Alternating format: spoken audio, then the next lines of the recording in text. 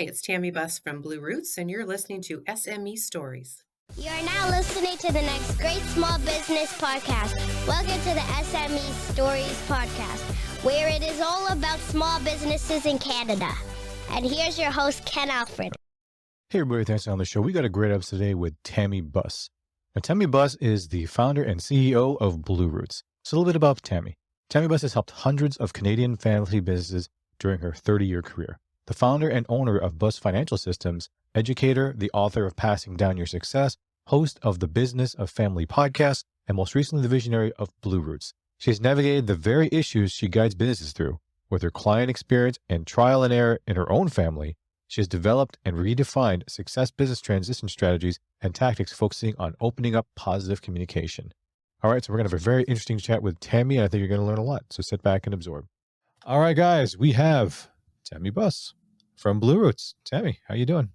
I'm good. How are you doing? Well, today is a Monday, so it's always happy Monday. And I know my listeners not going to know about this, but until this comes out, but this is our last week before going on vacation. So we're actually going to be going on vacation this coming Friday for almost 3 weeks, if you can believe Wow. it. Yeah, Wow. we're doing a Japanese cruise, which I cannot. Interesting. So I'm hoping this week flies by really fast, Tammy, just for that. So, but Yeah, no kidding. yeah. And how long is the cruise? It's going to be about 2.5 weeks, I think. I think we're going to Wow. arrive in Tokyo maybe a couple of days before the cruise just to, relax in the hotel. And then I think we're staying a couple of days after the cruise because I think one of the goals that we had. So I'll make the story fast before we get started then is that last year, my family and I, we visited my in-laws in Hong Kong and we all went to Japan for about, Mhm. about a week or so. And it was really good. I really enjoyed it. It brought me to a new culture that I wasn't too familiar with because I was born and raised in Canada. So it was very interesting to see. Yeah. And, I don't really like eating fish, but I decided to eat fish because you know what? Japan, I don't know if I'm ever going to come back again. So here, take me. I'm yours for the next 2 weeks. So after that, I didn't think too much of it. I thought, okay, it was a great experience. We never going to come back. And then my in-laws are like, we got to go back again. I said, oh, okay. How are we going to do it again? Oh, we're going to do a cruise. Cruise. I like cruises. This should be Yeah. nice. So it's going to be interesting to see. And one of my goals that we didn't get a chance to do last year was to watch a Japanese baseball game. Oh, right, Right. right. Well, I'm going to Osaka for the first time in May next year. So Oh, now I'm deciding whether I'm going there to speak, but it's like, okay, because I'm going there, do I add a bit of time on before and after? 'Cause the again, answer I is don't know if yes, I'll go Tammy. back. I've The been, answer yeah, the answer is yes. It's funny. My husband never really likes to travel when I'm doing speaking, but this time he said, I really would like to go. I'm like, well, maybe I'm going to take a yeah, girlfriend instead. you never know, right? And and that's the thing too, right? I think the one thing my son who's also going to be on the trip and made this really funny thing is that he said that he wants to go to Japan for three things. One was sushi, which, Yep. I'm sure we can find good sushi here in Canada. It may not be as authentic as Japan. Second was to ride a bullet train, Mhm. Yep. which is reasonable. And Mhm. third, to watch sumo wrestling. Oh, okay. So that's going to be interesting. I don't know if they have seasons there in Japan, so I don't know if we're actually going to be able to see there. No But idea. either case, I think the one thing we are looking forward to is the Capybara Cafe.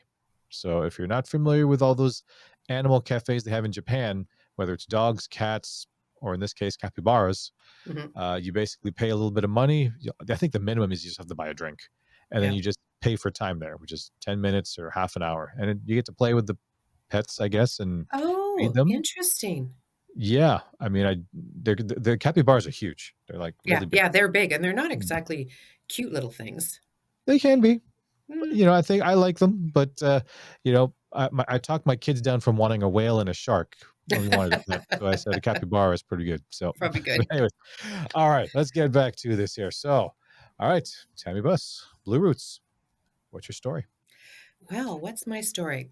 You know what? I started in the insurance industry back in the 80s, and very quick, and I did it really just for income, right? I just wanted to pay the bills. And the company that I was working for at the time went bankrupt. So I ended up, the artist at the firm I was with said, oh, you should go sell life insurance because my brother is making $500 a week. And this was back in the 80s. And I'm like, wow, that's a lot of money. So anyway, I went into the insurance industry, had to beg them to hire me because I was young. I had no market, none of that stuff. And anyway, I policy peddled for a long time, which is, the first year of my career, I was just selling policies. Like, how much can you afford? Buy this. Mhm. And I actually had 2 death claims in my within a few months of my first year finishing. And all of a sudden, I realized that what I was doing actually was of value. And unfortunately, I didn't do a needs analysis. I really just did policy peddling, and Mhm. immediately switched to working with families and need selling. And that didn't work so well because back in the 80s, there was a lot of stay home moms. And at that time, husbands didn't think that was of value. So wasn't a lot of need to insure the wife because she's young and can remarry with her 4 kids. Mhm. Anyway, so I switched and went into the business market. Went into the business market and then found that as a young female, I got into a lot of places, did a lot of work, but then they'd give the business to somebody else. So so then I'm like, okay, now what do I do? I really like this industry. So I started working with entrepreneurs, younger entrepreneurs like myself in the 20s, who were building a business, whether it be plumbing or, um, could be in accounting, could be anything. So they were all my age group. And so over the years, I've worked with them and grown together. So we've grown from single person companies to now being, 50s, 60s with in some cases, large companies, and trying to figure out what to do with these companies now. Because I've gone through the divorces with them, I've gone through the remarriages, the kids, the university, and graduated from just insurance to doing more planning. So I really was a planner, estates. And at the first, it's in to cover debt and get the kids through school and all that stuff. But as you grow and mature in your business, your needs change. And so I grew along with them because I was going through the same issues that they were. And anyway, here we are today at Blueroots, and we 100% of the time now work with. We're not licensed anymore, so we deal with family businesses, helping them be able to transition, whatever that transition is, whether it be to a family member, to employees, or to a third party. Right? It's to take all those 30 or 40 years of experience and then help them move on to the next phase. Well, yeah, you brought up a good point there because I think for a lot of entrepreneurs, like obviously my audience is a lot of entrepreneurs, a lot of it is just trying to get started in a kind of business, but Yes. no one really thinks about what happens afterwards, right? No. Because I think for some people, they either start as a side gig where they just want to make a few extra dollars, Yep. and then if it gets bigger, we do full time. Yeah, okay, sure. But Hmm. then when if they get to a certain level where it's really now you have employees. Now it's one thing if you're kind of like a solopreneur, maybe it might be a little bit easier. But when you start throwing in like employees and contractors and if the family gets involved in the business, it's not as clean as be like, okay, daddy's retiring, daddy, mommy retiring. Okay, kids, take over. Right? This is a little more complicated than that. Absolutely. So what happens is entrepreneurs start a business, whether they don't align maybe with the company they're working for. And really that's about core values. And we don't call it core values. We just go, oh, you know what? It's not the right company for me. But it really comes down to what their values are. And a lot of my clients were employed by somebody because they needed that experience right out of school. Whether they were, again, a plumber, you need to go through those systems and be able to get out on your own, or contractors, construction, or lawyers, whatever. You need some training from a large company. But then all of a sudden you realize that's not for you. So either you go out on your own, intentionally or unintentionally, like you say, you do a little bit of side work. But if you truly love what you do, the business is going to grow. And that's what happened, what I've seen in my experience over 38 years working with family businesses is they didn't start out as a family business. You started off as a one-person firm and you got really good at what you did. Your reputation was good and you became busier and busier and you needed help. So maybe your spouse chipped in to do some of the books, or, a family member. And so the business just happened to grow. But the problem is you didn't think of it as a potential family business, or you didn't start out to be an entrepreneur. There's a difference between a family business and an entrepreneurial business, right? A lot of family businesses just kind of happen because you've been really good at what you're doing and it's grown. You end up having to hire people to help you. But when it comes down to exiting, what does that look like? Cutting your time back. You need to really look and say, I never really talked about this with my family. I didn't intentionally, set out to have a business that would carry on. I set out to have a business that would pay the bills. Right. Well, yeah, I mean, it's a lot of weird things, and just now, I'll make the story fast. Is that I know my wife and my wife's family is kind of going through something like that as well. Like they have a company based in Hong Kong where they're very successful there. They have hundreds of employees and all that sort of stuff. And my wife, Mrs. K, is like one of three daughters, Mhm. and none of them want to take over the business, right? So, their parents are getting older. Now they got to figure out, okay, what's going to happen? So I don't know what the question is. I don't know what the answer is on that Yeah. perspective because, none of the three daughters have any entrepreneurial spirit to want to do it. But Mhm. then it is kind of like that difficult situation because my in-laws, who I love to death, they started their company 50 years ago Mhm. and they have hundreds of employees. And eventually they want to retire, and who are they going to retire to? Like, are they Yeah. just going to sell it off? Are they going to, I think I think my wife and her sisters might be like by de facto on the board, and maybe they can make, they already have a management team, I think, with a company that Mhm. can at least keep the company going. But for any major decisions, you know, they might, I think by default, my kid, the daughters might have to be making a call or two on certain things. But what do you do? Do you sell it off or do you close down? But then if you close down, what happened to all of the hundreds of Yeah. employees that you have? So there's a lot of questions that I don't think many people think about. So that, No, and that's part of the problem is you've worked hard, you've created this great business, but you really haven't shared it a lot with your family. Yes, they know you work, and yes, they know that it brings in the income, and they're proud of the work you've done and the legacy you've built. However, we don't really talk about what do you want that legacy to be, and to really. And I actually had a client this morning I was talking to, and they said, "Well, I don't think the kids want in the business. None of them work in it now." And I said, "Well, have you really talked to them about it?" I said, "Well, no, but I just assume they don't want this type of business."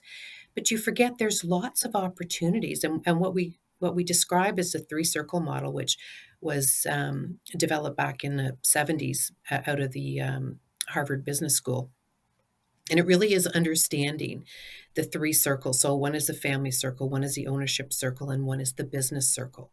And you don't have to be in all three. And I think what we tend to um, think about is how our parents struggled to build this business, all the extra time and energy they put in. They right. missed all kinds of stuff and you struggled. But really, at this point now, you got 38 years or 40 or 50 years in your business. And you don't have to be working every day in the business. You can be an owner. You don't have to be there. But let's talk about what the opportunities are. And that's why we work with the families to get the family on the same page. And maybe the outcome is you do sell it. But what do you do then with the estate? Or maybe you want to sell part of it. So I'm working with a family right now that they have 18 companies, and we're probably going to sell, well, not we, but they're probably going to sell about 10 of them because the next generation is really not capable, nor do they want to be involved with Right. those businesses. And it all comes down to the conversations with the families and getting them on the same page and not waiting till it's too late and go, well, I would have done that, or I didn't know we could carve part of it off, but what Yeah. is the real legacy? And most first gen, so the founders tend to be focused really um, like working in the business as opposed to working on the business. Hmm. And I can tell you that categorically across the board, every family business that I've worked with, every entrepreneurial business never wants their children to go through what they did building the business.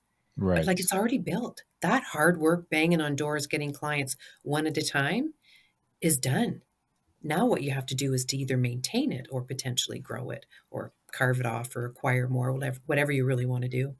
Yeah, I think you brought up a good point there is that you don't have to. I think the misconception that we all have is that they have to do everything. Like in terms of Mhm. the kids have to inherit the entire company and all of it, like even selling portions of it off so that, if they have no experience in that or they have no interest in that, selling off a piece of that business to maybe another firm that actually focuses Mhm. really well on it. So then, okay, that's one less of the pie that we have, but at least we don't have to try to build that because we have no clue how to run that, right? And Right.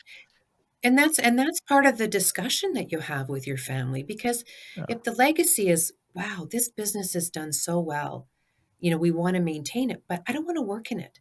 So yeah, you think about working in the business, that's a salary. You're getting paid an hourly wage or a salary to work in the business, but you can still own it. You can still be the shareholders and not be in the day-to-day operations that yeah. the management team would then report to you as the board, right? And that's again one of the things we think about. You don't set up a board when you first start and you're, two-person firm right out of the gate. But all of a sudden you go, yeah, you know what? We're going to need a little bit of outside help. We're going to need a little bit of expertise because this has even outgrown us, Hmm. right? I had one Yeah. family that working with that is three siblings. So it went from, actually it was that there were the third generation. So it was grandpa, uh, transferred it to two boys, but then the one boy bought the other brother out. So this is their three kids. So it's third generation, three children, and they're adult children. They're like in their 50s. We're not talking babies here. Mhm. And what they decided was that they would hire a CEO that they would all report to. So they all had roles within the companies, but they didn't feel they had the expertise to run this as a CEO. So they hired outside, Hmm. right? So they sit on the board, they still do a little bit, but they're not engaged on a daily basis. They have some roles within the company, but their main role is at the board level, guiding the company. Well, yeah, it's very interesting. Like, and that's the funny thing too. Like Tammy's. I remember a few years ago where there was a little talk of planning, and I think there were my in-laws. Like I said, I can't confirm this is anymore, but back then the running joke was, okay, then the son-in-laws will take it over, right? And I thought about it because, well, first, I don't know anything about the industry that they're in. Hmm. Secondly, even if I wanted to, I don't know if the staff that's been with them for like 40, 50 years are going to respect me Respect, just yeah. because like I said, I'm not there day to day. If Hmm. I was there day to day and actually contributing, then if it succeeded me and they wanted me to either take over or at least ask me to be on their board, then I would have a little bit of respect at it. But now it's like, who the hell is this guy? Yeah. Well, Who if you're married just into this? plopped You know? in if you're just plopped in and you're now somebody's boss with no experience, that's when Exactly. you get that frustration to say, "Well, I'm training my boss because my boss doesn't know anything." That's the problems. But Hmm. that's not stopping you from still maintaining ownership in Hmm. the company, right? And Yeah. being the guiding, the rudder that where you want the business to go. And I think that's why, we have these conversations with families to say, "Look, do you want this to stay?" Or are you trying to sell it and move on? But you think about it, all that hard work over those number of years, because I think the average family business in North America is over 30 years old, but that's Gen 1, right? That tends to be generation one because family businesses tend to be, and some of them don't even realize they are a family business or could be a family business. So it's Right. like your entrepreneur who started a business. Well, if you're going to spend 38 years or 50 years building a business, do you want to just hand it off to somebody to, reap the rewards of your hard work? Or would you rather have that stay within the family? And if you want that, how can you make that happen? Yeah. No. Right, because maybe Exactly. there's a grandchild. Think about all the big family companies. Think about Walmart. Everybody knows Walmart, it's a family Yes. company. Do you think that the Walton family works in the stores? I'd be very surprised if they were. They're not at the cash, they're not the greeter, but you know what? They own the company and they're probably helping the direction, but they've hired the right people. So is that Right. your vision? It really comes down to what the vision is. But as a family business, like I said, the vision wasn't to create this empire. It was to pay the bills. Right. No, exactly. I don't think we think about that far ahead. So back to some of those questions I was planning to ask you though, because I know we got into this great conversation here. So, how big is your current team right now? My current team is 4 people. We have a lot of consultants. So I've gone from having a large company to a smaller company, and we look at, because we work worldwide, we have clients around the world. We have consultants in different states, in different provinces, and in different countries. So we really work on a network to be able to, if you need somebody in your local area, we have access to lawyers or accountants or psychologists, whatever is needed for that family business or be able to transition. Wow. So you have 4 core team employees and Hmm. multiple consultants all over the world. And you said each of these consultants can have a different specialty in whatever service that's required, right? You said there's Right. Because, accounting and stuff like that. yeah, because we can't deal with every family business, but what we can do is talk about it and what you need to do to start preparing for that exit, whatever Mm, that is, whether it's just to slow down or to get out completely. But we can't deal with that. So we do talk about it. And that if you want to talk to someone in your local area, we probably know somebody because we're part of many associations around the world that have, because family businesses are worldwide.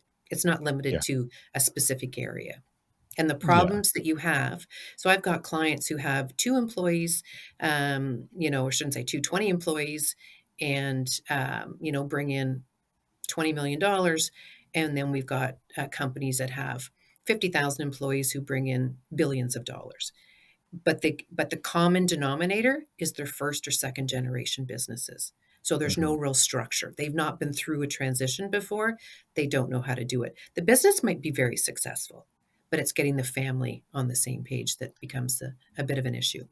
Wow. Yeah, I totally hear that. So, all right, Mhm. next question though here. What is your plan for the next 5 years that you have right now? Because like I said, you have a lot of you're hitting worldwide levels already. So, Yes. what do you have planned? Well, you know what? Like I said, I left what I was doing to concentrate specifically on this. I don't actually see myself retiring again. I see myself working because this is an issue that's going to continue to happen. We've got 60% of family businesses are going to, or up to 75 in some statistics, will transition over the next 7 to 10 years. So that's a lot of work. So what I'm hoping is that my team is really good at ground level and I am just going around talking about how important this is and how to start it. The issue becomes this is such a big area. How do I even start talking to my family? So, really, it's getting the word out and changing that statistic because the statistic is only 30% of first generation businesses transfer to second gen. And then by the time it gets to fourth generation, it's only 3%. So I said my Wow. goal is to change that from 30% up to 32. Yeah. Let me help a few businesses transition. Seems like an awful waste from my Yeah. perspective. And I lived through it. I mean, I didn't really think of my own business as a family business either. Now I'm right in, so I still have a couple of businesses, but they're family businesses, but it's intentional now. Hmm. No, interesting. Okay, so when you first started your business, though, Tammy, like, what was your biggest expense that you had to deal with when you started this whole thing, right? Because you had a good background in it. I would say the biggest expense other than, staffing at the beginning, right? You have to pay for staff before you have clients, is really, in today, which I didn't have to worry about 38 years ago when I started before. Right now, it's getting the marketing and everything online, getting the materials because people are gonna look you up now before. So it's to get the website, to get the information, to get your marketing material. People want stuff sent out. It's not like you're going into businesses and sitting in front of them all the time. They want send me some information. So I would say the biggest cost at the beginning of this, of I call this startup, Mhm. was just getting that website, getting the marketing costs, getting the name, getting the information, that type of thing. Yeah, and how important is social media in your practice right now? Well, that's interesting because I never thought of social media being very important to me. But I think what it is getting now it is, not because my clients are there, because most of my clients are in the area of, 60s to mid 70s, right? So they're the first generation businesses. They tend to be not on the social media platforms as much, but their kids are or their Mhm. grandkids are.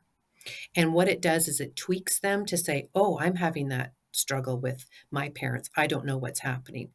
Because I can say about 98% of the clients that we work with, I've been brought in by the second generation or the third Mm. generation.